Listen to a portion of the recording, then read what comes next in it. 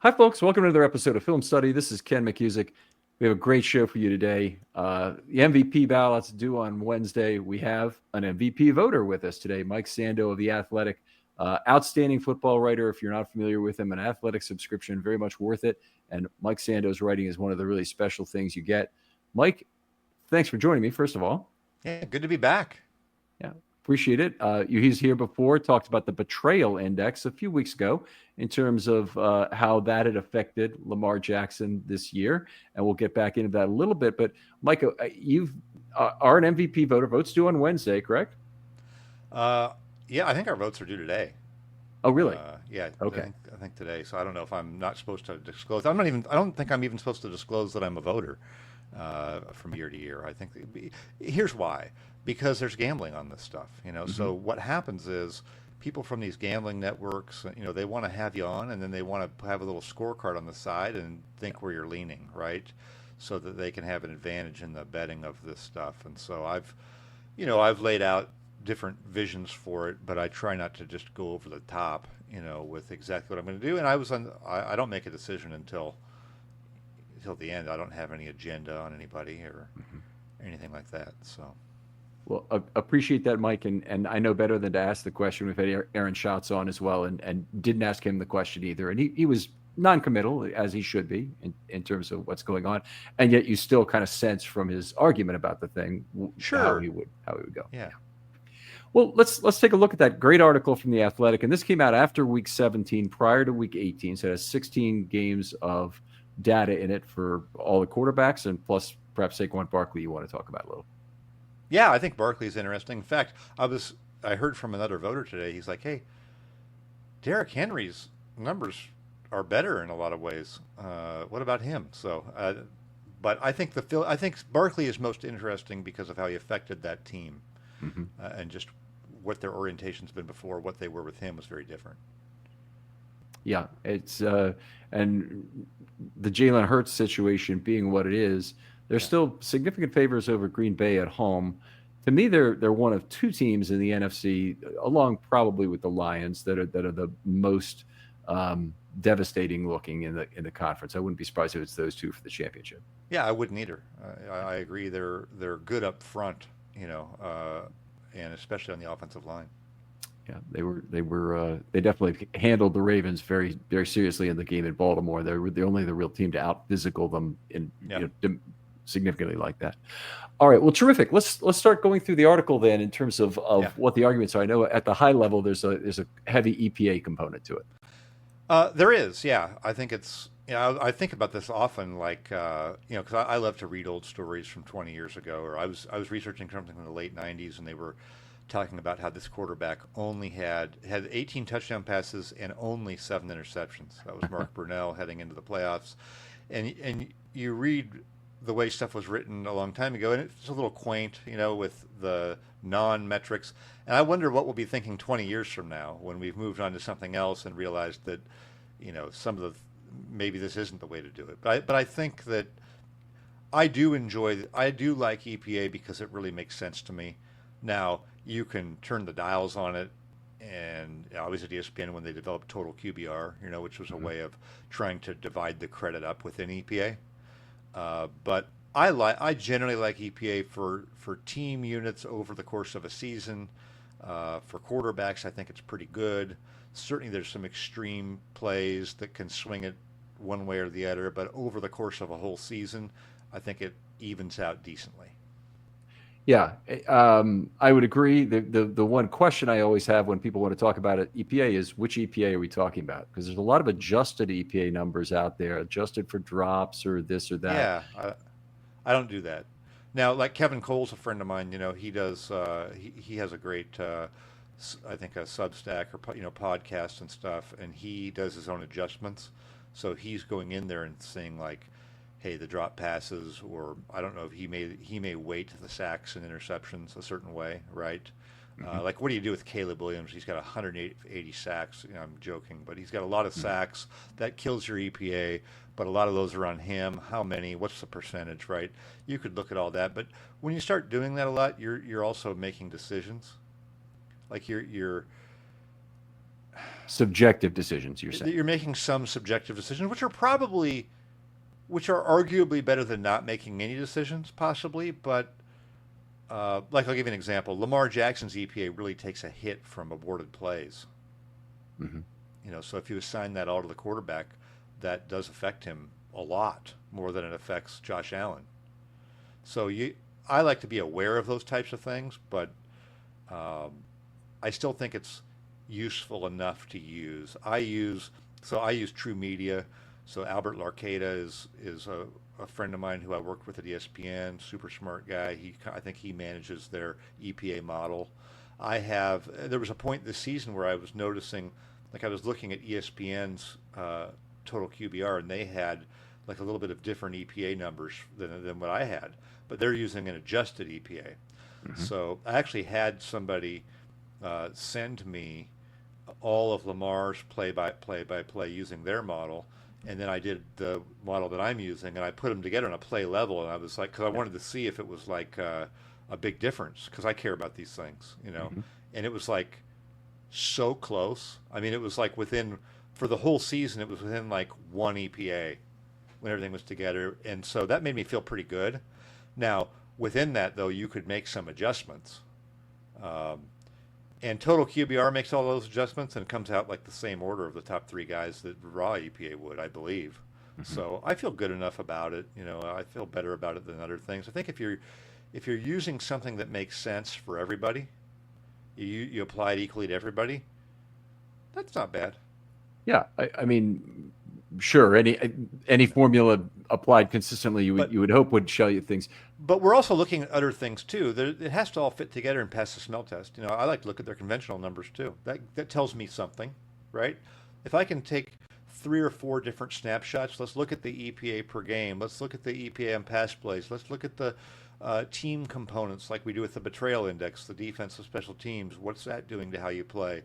I think we can look at all that stuff together and have a feel. And sometimes people latch on to one of those things, usually because they're a fan of a team, or they're in charge of the Ravens blog or whatever, and they predictably all latch onto the things that help their guy. Mhm. I feel like I don't do that. So I would rather not latch onto those things and just mention them. Like I did in this article, I mentioned Josh Allen's offensive line or Joe Burrow's weapons or Lamar has this. But I don't think any one of those things is so overriding that we should latch on to it just to prove a point, right? That feels like you have an agenda then. There is a lot of that, and that's where a lot of the stand on one foot while throwing on a Monday afternoon kind of thing stats Yeah. are out there. Yeah. Yeah. Let's start at the top in terms of how would one of the things you do in the article is look at a comparison of the quarterbacks, and you've included Burrow in there as a third there. How do you compare the just high level what do I say that commonly available stats? So like the conventional ones? Well, you would think that Lamar had probably the most efficient season, and you can see that with, I mean, his yards per attempt, his touchdown to interceptions, which works into the passer rating. Didn't have an inordinate number of sacks. Was pretty good there. I think what's interesting about him is the so much of his rushing yards is now scrambling and not designed. I think that's a shift that's masked by the fact that he still has good rushing yardage. But I would say that he probably had the best combination of just being productive and efficient on the just conventional familiar stats. All right, and when we move on to things like EPA, I know one of the things you had was EPA per play meeting an MVP standard, and I want to let you say the rest of it, or I'll mess it up Yeah. for you. So one of the things I can do is look at all the other AP MVP winners. I can go back to 2000, and I can look at what was their, if you combine them all, what was their EPA per play, and that would be EPA per play where they were either on a passing play as the quarterback, or they could be running with the ball. And so I figured that out to be 0.27 EPA per play. Uh, and so I just said, okay, let's take all of the games for Jackson, Allen, and Burrow, and let's rank them all from their highest to lowest EPA per play on a game level. And then let's just see how many of them are at that sort of 0.27 level. That seemed interesting to me.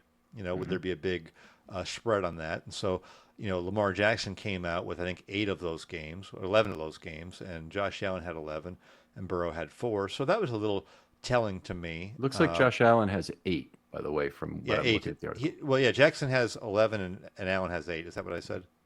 It's a, 11 and 11, I thought, but Oh, that's so it's good. 11, Yeah. 8, and 4. So it's 11 Jackson, 8 Allen, 4 Burrow. But when you look at Allen, he's got like 4 other games that are right below that, you know, where it's 0.26, 0.23, 0.22, 0.20. Well, those are pretty good. And as you know in EPA, shoot, maybe in that 0.20 game, his receiver fumbled the ball and it got returned for touchdown, right? That Mhm. could, there's things like that. So I would not take this to the bank, but I think 11 to 8 to 4 gives us a little bit of a contour that, Mhm. okay, that's probably, uh, that's probably a little bit of an advantage towards Jackson going into the last game, which he didn't add to in the last game. No, he would have had a below the line game for sure in that last game, Yeah. right? And they won. It was the first time the Ravens had won with him having a below the line game, right? Yeah, yeah, late in the year, yeah, absolutely. He was getting better defensive support late in the year, so maybe that bodes well for them in the playoffs. All right. All right. Well, take us through the next part of this article, which I think is reordering. Well, it's some of the Yeah. it's the two betrayal components. Okay, so for betrayal, the betrayal index, the idea behind that is how hard is it to win as a quarterback for reasons beyond your control? Hmm. So we use EPA to measure how well the offense, the defense, and the special teams contribute to winning. And what I love about the model that True Media uses is uh, they have some mechanisms, little adjustments in there to where if you add up the EPA on offense, defense, and special teams for a play, it'll be your team score in the game. So that's very Okay. useful to me because I can quickly look at a game and see where it was won or lost. So what we do is we take all of the EPA associated with the quarterback and we rank all the quarterbacks that played, I think started at least half the year, 8 games. And there's 32 of them, which is very convenient because there's 34, 32 teams. So Lamar's number one, Jared Goff's number two, Josh Allen's number three, Tua's number four, maybe surprisingly. And you do all those 1 to 32. Then you do the same thing for their defense special teams, which I combine because it's the non-quarterback component. They're not really contributing. They're not on the field for those. So now we rank those quarterbacks by their teams being good or bad defense special teams. So for somebody like Lamar, this season, his quarterback EPA is number one. His defense special teams is 22 out of those 32 quarterbacks. So he's at a minus 21. 1 minus 22 is a minus Hmm. 21.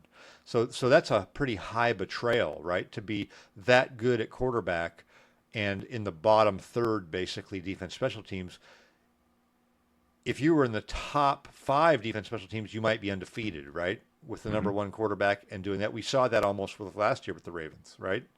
They had a much better record and they dominated people. So Lamar's being betrayed more this year on that. And so we do that for every quarterback. And we found Joe Burrow was actually most betrayed by the end of the game. He was number 5 quarterback and number 30 defense special teams. So he's minus 25. And so that was the top kind of like Burrow most betrayed, then Lamar, then Brock Purdy, which is interesting because there's a lot of discussion Hmm. among people covering the 49ers of who's at fault for what. Tua very betrayed, which you know, their offense is probably better than you think when he was playing. Jaden Daniels and Josh Allen, those guys were kind of all in the top 7 for quarterback EPA and all in the bottom half of the league, defense special teams. That creates a betrayed quarterback. Hmm. Okay, it's a good notion, and if you want to hear more about that, Mike's previous episode about the betrayal indexes is an interesting one. If you want to look back in the film study archives there. Now, let's move on and talk about. I know there was one more thing in here, and now I'm kind of no. I guess that. Well, that was well, the other thing I did that was related to it was, hey, if we now just look at only those defense special teams EPA games, okay? Uh, let's rank those from best to worst and see if which games you won. So what's interesting about Lamar, and that's what was notable in the midseason betrayal index story, was that he was winning a lot of the games where the defense and special teams weren't good, Hmm. and that's unusual. There's usually it's hard to win once your defense special teams EPA is like a touchdown worse than average. You're like at -8. You're not winning those games. It's just very hard to overcome that. And Lamar was able to win those this year at a high clip and at a higher clip than the other quarterbacks, although Burrow had more games that were even worse. So Burrow had some that were like almost impossible to win, and it's hard to hold those against him. Yeah. So the point being with these EPAs that they all add up to the score in the end of the game, meaning all of the EPAs from various components will add up to the net score, right? Yeah. Okay. So that really should tell you, like a -10 is really you're 10 points in the hole, and your quarterback's got to be 10 points better, or Yes. your offense needs to be 10 points better. Absolutely. And if you look at what's your odds of winning if you trail by 10 points in the first quarter, it's like very low. So you're basically spotting the team. So I love this for looking at how the games are won and lost. So if we look at the Ravens this year, in the last game of the year, what's an interesting game to you? Let me find this. I'm gonna say the Ravens' worst defense special teams EPA game was week 5 Cincinnati. Okay, they win 41-38. They're -15.1 combined defense special teams. That is like you never win that almost. Never win that. So their 3 worst defensive EPA games, special teams defense, they were 3-0. Is there a net zero in special teams between the two teams? Is that a net of like our kicker and their kicker kind of thing? Yeah. So what's interesting about that is, yes, these are all zero sum. So if you finish a game -15.1 on defense special teams, the other team is +15.1, right? That's how it is. So if Justin Tucker misses a kick and it costs you 2.4 EPA, that would be like it's a very high likelihood that you're going to make the kick. If you're standing there on a 95% make kick, your expectation for scoring is 2.8, right? Something like that. You miss that, that's like close to a -2.8. There's some other adjustments with field position and time left and to getting the ball and all of that. So if we lose 2.8 on that special teams EPA on that kick, the other team gains it. Okay, gotcha. So you have to be careful in using that to evaluate like a special teams unit, because unless you think your team's controlling the other team to miss or make a blunder, right? You're getting credit for some things that maybe the other team's screwing up. So just to be clear, because I think I heard something slightly different. The special teams is a zero-sum offset there. All of it is. But well, let me get to the other part. Yeah. I think it's one team's defense versus the other team's offense comes net zero. Okay, got it. Yes. So in the game against what's the most? Let me just look at the most recent game, Week 18. So the Raven defense is +19.8 EPA just on defense. So that means the Browns offense is -19.8. And then the Ravens offense net of the Browns defense was about 6 points because they won by 25, right? It was 6.2. It was 6.2, and the special teams was a -0.97. So what's really cool about that is when I look at these, like I can click on that +6.21 of offense, and it brings up all the plays, and I can sort them in order of EPA, so I can quickly see Derrick Henry going 43 yards for touchdown is added 5.7 EPA because it's 3rd and 2. Yep. 3rd and 2, you're not thinking you're going to get a touchdown. Yeah. That's the biggest swing play of the game. Okay, that's very interesting. And not the Wiggins pick six. The Wiggins pick six I would have thought would have been a pretty big swing as well, but they may be limited. Sometimes EPA limits. Well, no, I'm just looking on offense. So the Wiggins pick six, I would be clicking on the defensive EPA, right? Sure. So on that one, the Wiggins pick six was, that's the biggest play, probably the biggest play of the game. That's a 7.3 swing. So if you think about this, so it's 2nd and 7. Cleveland's at their own 23-yard line, and the touchdown goes the other way. I mean, That's a huge swing. We will sometimes see a play though swing at 11, 12 EPA, and that's Hmm. when you've got first and goal, and the other team takes it back all the way. So Yeah. first and goal from the 3 yard line, you're carrying 5, 6 EPA yourself right there because it's so sure you're going to score unless if there's enough time. And if it goes the other way, it's like you minus that and give the other team 6 or 7. Huge swings, and that's why I say that's a two score swing right there. It actually is in EPA. So I think I understand what you're saying exactly, but that also points to the fact that this couldn't possibly be a capped thing because it has to cap for the defense. I've seen caps of like 4.5 points for any interception, including one that's run back all the way because there's some luck Yeah. component or whatever. Well, You can't do yes, that in this version because you have to have it add up to the score of the total. absolutely. Yes. Now Yeah. somebody could make that decision. So if over the course of a season, there's also going to be a play where, uh, you know, Lamar makes a bad read and the receiver bails him out and goes 80 yards for a touchdown, and Lamar gets that EPA, right? And there's going to be another play where it goes off the receiver's hands and it's returned for a pick six, and that counts on Lamar. But over the course of a season, hopefully those things even out. Now, if they don't, what I would do is say, hey, Lamar Jackson was only 10th in EPA this year, but they lost the most EPA on drops of any team in the league. So keep that in mind. Mhm. And if we didn't factor those out, he'd actually move into the top 3. I would rather do that than be trying to guess how somebody turned the dials to make that pick six not be worth what it was. Great Wouldn't point. you? I absolutely. I'm getting a little bit of clicking from you for right now. I just want to say. Oh, So let me make sure here. Let me make Yeah. sure I'm plugged in good. Yeah, Okay. sometimes we don't have that, but I did want to get to 3 questions. And great article, by the way. It's a great read, highly recommended. Yeah. And if you're not subscribed to The Athletic, you're really missing out. Mhm. But there are 3 questions I had related to this. And the first deals with the ordered outcomes approach you're using for EPA on a game level, or betrayal on a game level, say. And it deals with the ordered drive length of touchdowns, which you may have seen a graph of. But the Sure. Ravens, no field has been too long for them this year, and they've had much longer drives than what the Bills have done. The touchdown drives were very close in total. It's like 59 to 58, Yeah. and entering week 16, I believe, or entering week 18. Yeah, I I should wrote say. about this in the piece. I have a paragraph on it. Yep. Oh, I'm sorry, I missed it. Well, you know why I have it in there is because I read these. I love to read the debates back and forth because then it gets me thinking. And so Buffalo's offense has started a league high 28. This is going into this last week. A league high 28 drives in opponent territory. I have a column for that in my own stuff.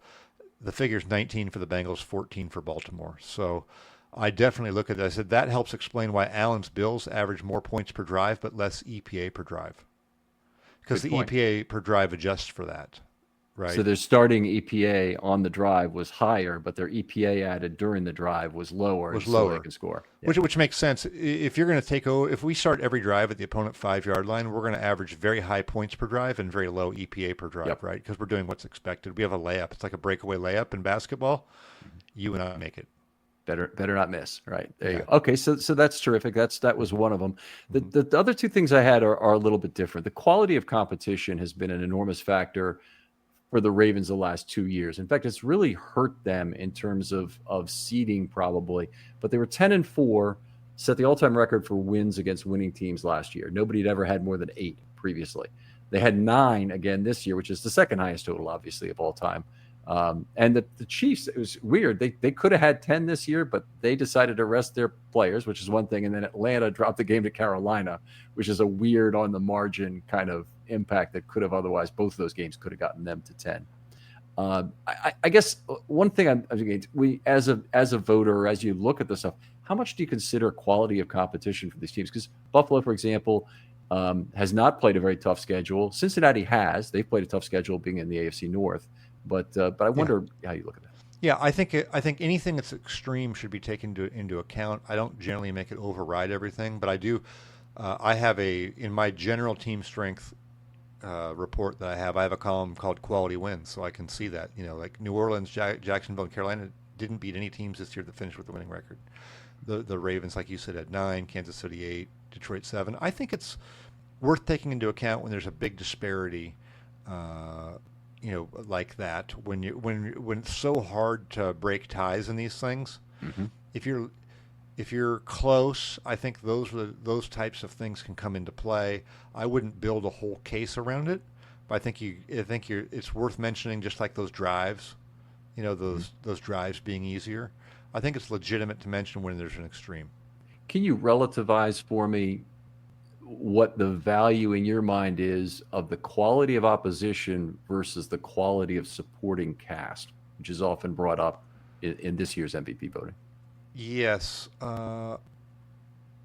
most of these, when you look at these EPA rankings, we're assuming a relatively average supporting cast, right? Mhm. If you're going to use those. I think it has to be real extreme to be that big of a deal. I think I always feel like there's a baseline level of weaponry that a quarterback needs to function. And we've seen at different times of Tom Brady's career where they dipped below that line and he looked ordinary. Remember that? It'd be like a month of the season. You're like, has Brady lost it? And you're like, well, he doesn't, Gronk and Edelman are out. He can't do it anymore. So I think those extremes you do take into consideration. Someone just has a horrific offensive line and there's no chance. Um, but I think those are more of notes off to the side than build the whole thing around that. Okay. And you'd say in both cases, in terms of quality of competition or supporting cast, similar in how you would approach those things then?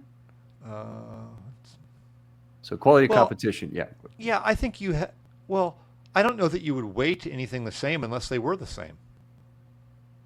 Like if you, I don't think would you. I would say who you're playing is probably is going to vary more than who's around you, wouldn't you think? Okay. It certainly could. Yeah. The I think when you play bad defenses, it's a big help. Okay. And I think for most of these quarterbacks, what's around them, they have some good and bad. Mhm. You know, but if it was Let's- super extreme, I guess maybe I need a better answer for that. But I probably don't have you know I probably don't have an equation, a formula that's that direct to just put it to say what the input is. Okay. I think it would be unusual be considered for the MVP when you didn't have at least kind of a baseline supporting cast that was pretty decent. Whereas I think in part because the NFL scheduling formula, you do get fairly large variation in opponent quality that's Yeah, it's encouraged by the league. So to me, it would at least be at the same level. The if people are saying that the supporting cast that my guy had sucked, and I was on the other side of that, and I would say the quality of schedule that my guy had was a lot tougher. Um, that's yeah. where I In that case, I would probably lean more towards the schedule. I feel like there's usually not just some amazingly complete team. You have one area that's good. Joe Burrow clearly has the best wide receivers, but he may have the worst offensive line, right? Mhm. Or, you know, uh, Lamar Jackson's receivers haven't, over the years, I think they were better this year, but that hasn't been a great strength of them. But they've had this amazing run scheme that really made the best use of Lamar, Mhm. and helped him. So I generally think those types of things, even out a little bit more than probably a schedule does. Okay, last question here, and I want to let you get going here, is that the Lamar effect, as we call it here in Baltimore, is that Yeah. every running back who plays with him has a incredibly elevated success rate. And that's true from everybody from um, end of career guys like Devonta Freeman and who was the other guy, Latavius Murray, when he was Yeah. playing Yeah. here, having big seasons, to players early in their career like Dobbins and Edwards having absurd success rate and then going elsewhere and not being as good in only 1 year in San Diego there. But Derrick Henry is a big case here because he had a 49.3% career success rate in Tennessee. Is 46% the last 3 years combined. This year he's at 58.8% and just 0.1%, I should say, below the all-time record for 275 plus carries. So That's just awesome. Yeah. Are yeah. you doing it by so success rate? Is that your main measure? Yes, Football Outsiders measure, and it's the 40% on first down, which I think it got changed at some point to 45, but what's reported on PFR now is 40%. So 40, 60, 100, 100 for the 4 downs. I like that. So I think my success rate one is just what percentage of plays help the EPA, but that may not be a good one because I always feel like rushing EPA. Well, it's probably okay. What do you think? Is percentage of plays gain that help the EPA a good measure of running back success rate, or do you like the Outsiders one better? I'm more familiar with the Outsiders one, and it's more apparent to me. And if I'm anything else I do, I can't replicate by looking at a game book. But I Oh can look at a yeah, game book and I can say, okay, A, B, C, D, E, okay, he's got 14 out of 19 successful carries this week. do you have Henry's in front of you? Yeah, I have the Henry for the year. Sure, I'll bring it up. Just a Because I second. would love to see. I can tell you what. Yeah, this is interesting. So, according to the success rate we have here, it's successful offensive play percent on run plays, percentage of plays with 50% gained on. Oh, this might be a 50% gain on first and second. Oh, it's Uh, 50 on first and second now. well, this is interesting. I'm just looking at the rush success rate that I have in here, and it would show Derrick Henry at 53.5% this year. What do you have? I have 58.8, and it uses Okay. 40, 60, 100, and 100 on the percentage of yards by down. And that is the I'll see old if that's Football in Outsiders there, or I'll definition. just add it myself. I can create my own formula. That's just one. I probably haven't used. I look at it, but maybe I don't do enough running back articles. Mhm. That's good. I'll look and see what I've got for that, and I'll create my own to do that. But it's definitely higher than he's been, except for 2020 with the Titans. He was very close to He this. was he was close, but he was not as good. He was actually at Yep. 56.6% that year. So anyway, Mike, I've taken all the time of yours I possibly can, and really appreciate you coming on. It's wonderful to hear a really thoughtful MVP voter who's going through a lot of layers of this and is open to thinking about new things, because a lot of people, they've made their case, they've made their argument, and they Yeah. don't really want to hear necessarily the next thing. But I love tell learning I'm wrong. I love finding out I'm wrong. That's the best day you can have. You got a little bit better.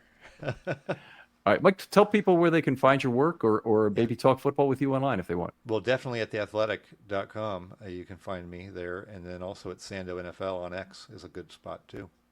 All right, outstanding. Mike, thanks again for coming on. Other folks out there, thanks for listening. If you want to do something nice for the show, tell a friend about it. Tell Mike Sando's been on, and point him in this direction of this pod. This is a good one to listen to. Mike, thanks again for coming on, Thank you. and we'll talk to you next time on Film Study.